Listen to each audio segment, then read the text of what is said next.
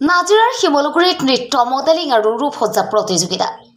নাজিৰাৰ শিমলুগুৰিত নতৰা সাংস্কৃতিক গোষ্ঠীৰ উদ্যোগত শিমলুগুৰিৰ ৰোহিতেশ্বৰ শইকীয়া নাট্য মন্দিৰত অনুষ্ঠিত কৰা হয় শত অসম ভিত্তিক নৃত্য মডেলিং আৰু ৰূপসজ্জাৰ প্ৰতিযোগিতা। নতৰা সাংস্কৃতিক গোষ্ঠীৰ উদ্যোগত আয়োজিত এই প্ৰতিযোগিতাত অসমৰ বিভিন্ন প্ৰান্তৰ শতাধিক প্ৰতিযোগীয়ে অংশগ্ৰহণ কৰে। প্ৰতিযোগিতাৰ অন্তত বিজয়ী প্ৰতিযোগীসকলক মানপত্ৰসহ বঁটা প্ৰদান কৰা হয়।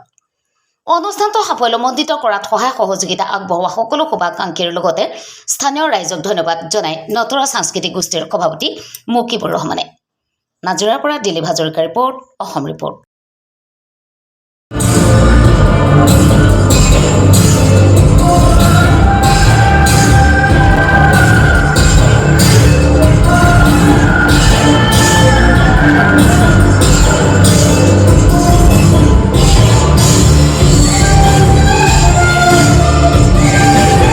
পোনপ্ৰথমে মই মোৰ ইন্ট্ৰডাকশ্যনটো দি লওঁ। মোৰ নাম ডিম্পী দাস, মই বকতাৰে জীয়ৰী হয়।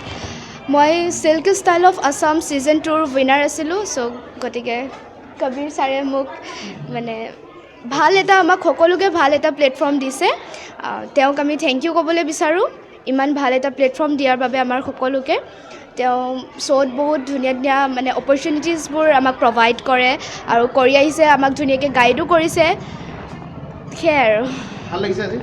বহুত ভাল লাগিছে। কিমান পাৰ্টিচিপেণ্ট হৈছে আজি? পাৰ্টিচিপেণ্ট 100+ আহিছে পাৰ্টিচিপেণ্ট। অসমৰ বিভিন্ন প্ৰান্তৰ বিভিন্ন জেগাৰ পৰা আহিছে।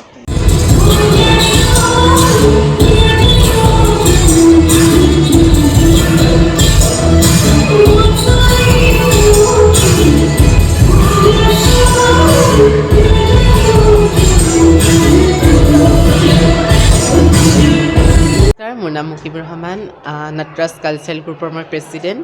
আজি silky style of Assam season 3 এইটো যিহেতু আমি 2টা বছৰ অতিক্ৰম কৰি এইটো 3য় বছৰ ভৰি দিছোঁহি আৰু মোৰ ছিজন 1 ছিজন 2ৰ উইনাৰ্ছসকল হয়। মোৰ অকল এটা ইভেণ্ট বুলিয়ে নহয়, মোৰ 3টা ইভেণ্ট থাকে: silky style of Assam, Kareng Assam, super model of Assam. মই এই শ্ব'বোৰৰ পৰা গাঁৱে ভূঞে যিখিনি প্ৰতিভাৱান ছাত্ৰ বা ছাত্ৰী হওক বা ল'ৰা ছোৱালী হওক, তেখেতলোকক আগুৱাই নি এটা ভাল প্লেটফৰ্ম দিব বিচাৰোঁ, যাতে সিহঁতৰ ভৱিষ্যতত সিহঁতক দেখি আৰু 10জন লুকাই থকা প্ৰতিভা আগবাঢ়ি আহিব পাৰে। কিমান পাৰ্টিচিপেণ্ট হৈছে আজি? পাৰ্টিচিপেণ্টটো 100ৰ ওপৰত হৈছে, কাৰণ অৰুণাচল, আপোনাৰ ত্ৰিপুৰা, তো তেনেকুৱা ঠাইৰ পৰাও আহিছে আমাৰ ইয়াত। ভৱিষ্যতে এই মডেলিং বা এই সম্ভাৱনাটো কেনেকুৱা বুলি ভাবা? মই ভাল বুলিয়ে ভাবোঁ। বহুতে ভাবে যে মডেলিংটো বিশেষকৈ বেয়া বুলি ভাবে দেই। আচলতে আমি যদি 2টা দৃষ্টিকোণৰ পৰা চাওঁ, এটা কিছুমান ভাল কিছুমান বেয়া। আমি যদি ভালটোৰ পৰা চাওঁ, অভিয়াছলি ভালেই হ'ব, হয় নাই? মডেলিংটো ভাল বুলিয়ে ভাবোঁ, কাৰণ এটা নিজৰ কালচাৰেলৰ যোনটো নিজৰ ট্ৰেডিশ্যনেল পৰম্পৰাগত সাজপাৰ, নিজৰ পোচাকযোৰ প্ৰেজেণ্ট কৰে, নিজকে প্ৰেজেণ্ট কৰে। কিছুমান এতিয়া আজিকালি আমি দেখিব পাওঁ যে নিজৰ ট্ৰেডিশ্যনেল ড্ৰেছযোৰ নিপিন্ধি ৱেষ্টাৰ্ণ ড্ৰেছবোৰ পৰিধান কৰে।